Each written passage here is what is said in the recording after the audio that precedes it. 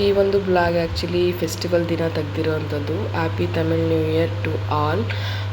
ಈ ಬ್ಲಾಗಲ್ಲಿ ಆ್ಯಕ್ಚುಲಿ ಮಾರ್ನಿಂಗೇ ನಾನು ನನ್ನ ರೊಟೀನ್ ವರ್ಕ್ ಇದ್ದೇ ಇದ್ದಿದ್ದಲ್ವ. ಸೊ ಹಾಗಾಗಿ ಮಾರ್ನಿಂಗೇ ನಾನು ಬ್ರೇಕ್ಫಾಸ್ಟು ಟಿಫನ್ನು ಎಲ್ಲ ರೆಡಿ ಮಾಡ್ಕೊತಾ ಇದ್ದೀನಿ ಒಂದೊಂದೇ. ಏಕೆಂದರೆ ನಾನು ಸಂಜೆ ಮೇಲೆ ಪೂಜೆ ಮಾಡ್ತೀನಿ. ಸೊ ಬೆಳಗ್ಗೆನೇ ಸ್ವಲ್ಪ ಪೂಜೆ ಮಾಡಬೇಕು ಅಂತಂದರೆ ಸ್ವಲ್ಪ ಕಷ್ಟ ಆಗುತ್ತೆ ನನಗೆ. ಸೊ ಯಾಕೆಂದರೆ ಎಲ್ಲ ಕೆಲಸ ಅವ್ರನ್ನ ಕಳಿಸ್ಕೊಡೋದು ಬೇಗ ಆಗಿರೋದ್ರಿಂದ ನಾನು ಬೆಳಗ್ಗೆನೇ ಪೂಜೆ ಮಾಡೋಕ್ಕಾಗಲ್ಲ. ಸೊ ಹಂಗಾಗಿ ಸ್ವಲ್ಪ ಸಂಜೆನೇ ಮಾಡೋಣ ಅಂತೇಳಿ ಡಿಸೈಡ್ ಮಾಡಿಕೊಂಡು ನಾನು ಸ್ವಲ್ಪ ಬೆಳಗ್ಗೆನೇ ಇದೆಲ್ಲ ಮಾಡಿಬಿಟ್ಟೆ. ಸಂಜೆ ಮಾತ್ರ ನೈವೇದ್ಯಕ್ಕೆ ಏನಾದರೂ ಮಾಡ್ಕೊಂಡ್ರಾಯ್ತು ಅಂತಂದ್ಬಿಟ್ಟು ನಾನು ಅವ್ರು ಹೋದ್ಮೇಲೆ ಎಲ್ಲ ಕೆಲಸಗಳೆಲ್ಲ ಮುಗಿಸ್ಕೊಂಡು ಮಕ್ಕಳನ್ನು ಫ್ರೆಶ್ ಅಪ್ ಆಗಿಬಿಟ್ಟು ಸೊ ನೈವೇದ್ಯಕ್ಕೆ ಬಂದ್ಬಿಟ್ಟು ನಾನು ಜಾಮೂನ್ ಮಾಡೋಣ ಅಂತೇಳ್ಬಿಟ್ಟು ತುಂಬ ದಿನ ಆಗಿತ್ತು ಜಾಮೂನ್ ಮಾಡಿ.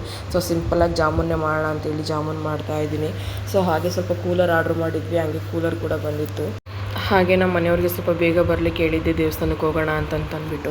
ಸೊ ಅವರು ಬರ್ತೀನಿ ಆದಷ್ಟು ಟ್ರೈ ಮಾಡ್ತೀನಿ ಅಂತ ಹೇಳಿದರು. ಸರಿ ಬಂದರೆ ಹೋಗೋಣ ಅಂತೇಳಿ ಯಾವುದಕ್ಕೂ ರೆಡಿಯಾಗಿರೋಣ ಅಂತೇಳ್ಬಿಟ್ಟು ರೆಡಿಯಾಗಿದ್ದು ಮಕ್ಕಳನ್ನೆಲ್ಲ ರೆಡಿ ಮಾಡಿ ಇಡಿಸಿದ್ದೆ. ಸೊ ಹಾಗೆ ವಿಶ್ ಮಾಡ್ತೀವಿ ಅಂತೇಳಿ ವಿಶ್ ಮಾಡ್ತಾಯಿದ್ರು. ಸೊ ಅವ್ರಿಗೂ ಸ್ವಲ್ಪ ತಿಂಡಿ ಹಾಕ್ಕೊಟ್ಬಿಟ್ಟು ನಾನು ಪೂಜೆಗೆ ಕೂತ್ಕೊಂಡೆ.